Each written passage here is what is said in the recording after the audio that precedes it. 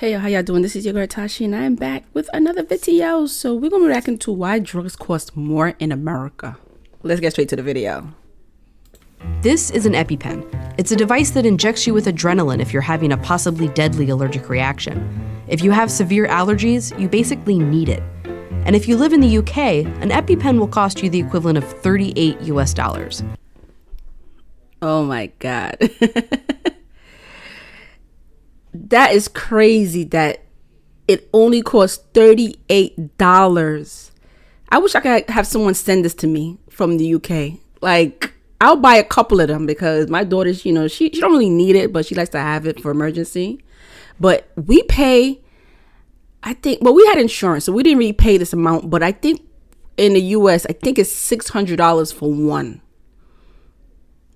Or maybe it's $200. Maybe I'm over. I think it's it's way more than that. I think it's $600 if I'm not mistaken. Because in the UK they only cost $38. What? Yeah. But if you live in the US, it'll cost you $300. Oh, $300. And it's not just the EpiPen. Let's look at 5 of the top selling prescription drugs in the world. Advair, a brand name asthma inhaler, more expensive in the US. Lantus, a type of insulin, more expensive in the This is sad. This is crazy. The thing is in the way, but I don't know if y'all could be able to see it. I have to get rid of this. Hold on for us 1 second. Let me try to get rid of this. All right, so I had to move that. So look at this. This is crazy. Every other country, look how low it is. And look how high we're paying for this. That is crazy. Sovaldi for hepatitis C, costs more in the US.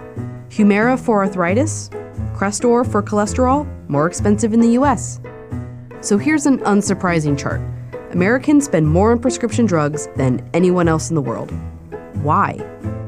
Because of stuff we eat, the air, everything. That's why we take so much. The first thing you have to understand is that in the US, drugs get to patients differently than almost everywhere else. Let's look at that popular hepatitis C drug, Sovaldi. In 2014, Sovaldi became the first drug to completely cure hepatitis C. Here's how it got to market in, for example, the UK. First, a government agency had to decide that Sovaldi was safe and that it actually worked. Then it was evaluated by a regulatory agency to see if it was worthwhile. Are there too many side effects? Is there already a similar drug? Is there a cheaper option? Sovaldi was deemed worthwhile. Next, they negotiated the price. In the UK, the government buys the stock of medicine for the country. That means they're usually able to get a lower rate, kind of like a bulk discount, which keeps prescription drugs cheaper for UK citizens.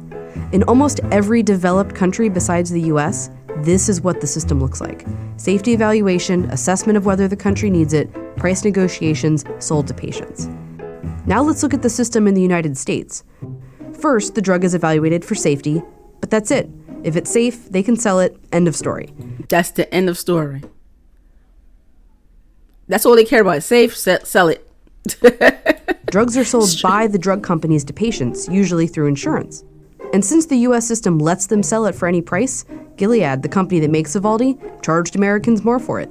When it first came to market, the entire treatment cost $84,000 in the US. In the UK, just about $58,000 US. That's still a lot of money, but it's a full 30% less. Yeah. So it seems like the UK has the better system, right? Well, it's complicated. These photos are from protests in the US against the high price of EpiPens. And these are photos from protests in the UK over the lack of access to a cystic fibrosis drug called Orane. That's because when there's a committee that determines whether a new drug is worthwhile, sometimes they say no. And when they negotiate the price, sometimes they don't come to an agreement and hit a standoff. That's what's happening with Orane.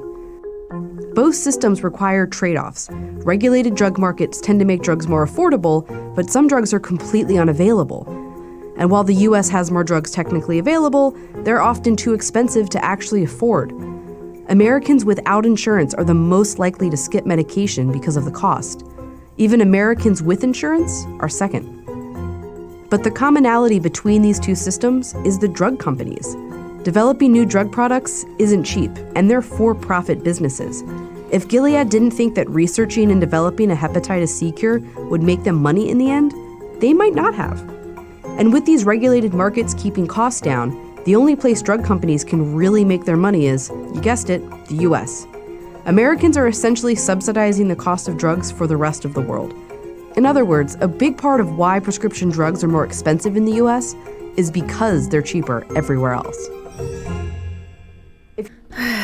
I don't know, y'all. Y'all comment below. Let me know about this one.